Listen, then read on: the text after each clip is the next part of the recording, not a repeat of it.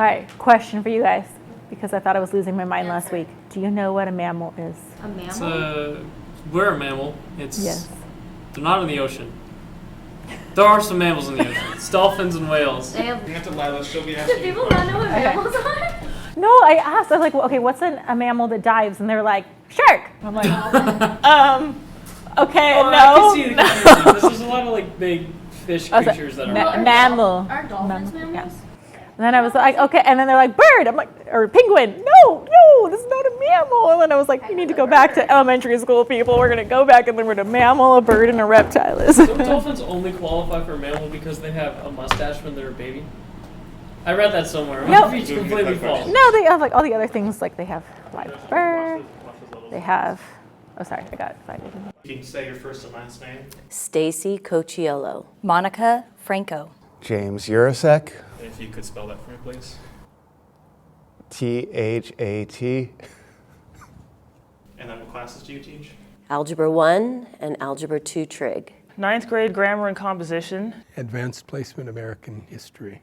I don't think I teach any. I think I guide most of them. What classes do you guide? World history. Can I have your social security number? Yeah, no. So the first question is, who is your teacher best friend? Well, I have to say Mr. Hossel. So this is kind of obvious. My wife. I think I would get in trouble if I didn't say that. It has to be Allyson Chavez. We both went to St. Joseph High School. We were both cheerleaders at St. Joseph High School.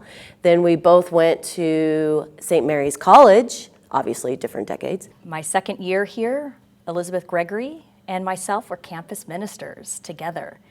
And Mrs. Gregory, Elizabeth Gregory, so she does most of the work of the campus ministry, prepares all the liturgies and things.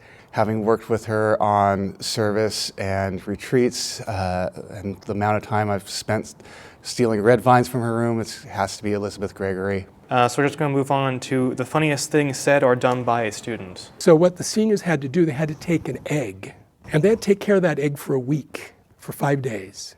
Well, some seniors, they just found this a bit much. So, unbeknownst to me, but for the morning announcements, one day, two of the guys who were doing these announcements took the camera and they went out to do an interview.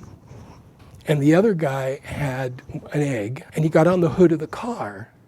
And the guy inside had the camera focused through the window shield at the guy getting onto the car. And the guy that got on the car looked through the glass into the camera and said, "Walsh, this is what we think of your project." And he took the egg and he smashed it on the window shield right in front of the camera so that this egg went all over. And now I didn't know this had happened. What happened was you don't have time to edit and for me to review these videos before period 2. We just had time to get it done. So we took it in, put it into the thing, and the announcements came on. And I got a call from the principal canceling our news program. I think the funniest thing a student ever did was getting her finger caught in one of the loops of her backpack, and my class spent probably a good half of the class period trying to free that, getting soap from the bathroom. We almost cut her finger off at one point. I think the last one was probably good, although it might incriminate me. I was teaching a class called Meeting God, which is really, it's a philosophy class. So I was trying to make this point that we have the capacity to abuse the creation. For instance, take a pen and try to use it as a can opener, and generally the pen is going to fall apart. But the student right in front of me, a senior guy, said, "Well, I could open a can with that pen." So we put the can on his desk, and he was a big guy, and he took the pen, it is this big pen, right? He lifted it up, and you could just see he was going to drive that pen right into that can. So he drove this pen out, wham, onto the top of the can, and it just broke apart.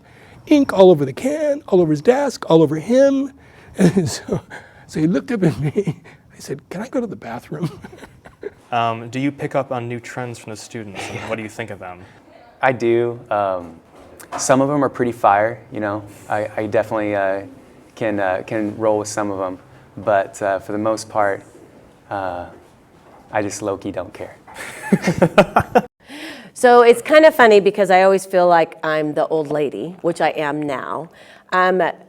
I just ask a student if they say something, you know, and I'm like, oh gosh, should I ask what that means or should I not ask? And I just play dumb and go, hey, I don't know what that means. Can you tell me what it is? And Although I do ask some of the students when I don't know what a word means, like miss, I didn't know what a miss was. And so I had to ask. so yes, I learn a lot from my students. Sometimes I don't want to know, but then, yeah, but it's all good. So do you not know what it means? I know what it means now, but like, Oh, I can't tell you the acronym. it's an acronym? Okay, please don't show that then. I don't want to be embarrassed. No, don't, Simon, don't show it. And you're editing this, right? Okay, cool. What was your worst mistake or biggest accident you made as a teacher? Oh, I'm not a long storyteller, so we're good. With Mr. Hustle, he tends to ramble. He's we're opposites. Yes, I know. The pizza party that's happening in the background of this interview was supposed to happen 2 weeks ago. And so I was trying to do something nice and keep the pizza warm for my students. But the pizza I purchased, I put in the oven, and it caught on fire, and we had to evacuate the school. One time on pajama day, we were doing like a competition where we had to bounce on those bouncy things that I don't know what they're called. And so I did it, and apparently my pajama pants ripped. And I just continued because I was like, well, half the school's already seen. So what's the difference? In the back one. Was that too rambly?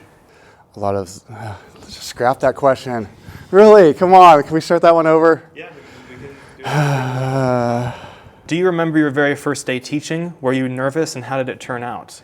It feels like maybe the first half of the semester felt like a first day. So one of the things that I was really, really nervous about is classroom management. Like I didn't want to be that weak teacher that everyone took advantage of.